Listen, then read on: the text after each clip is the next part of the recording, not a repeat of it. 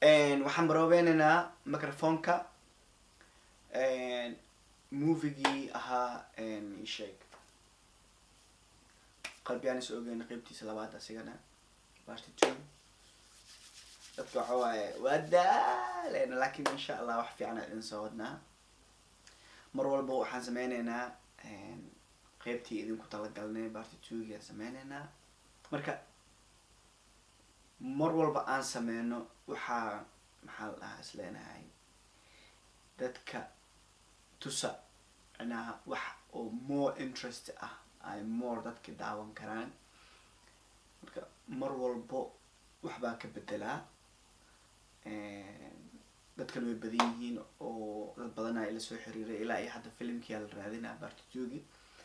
part 2 waa haynaa wax yar oo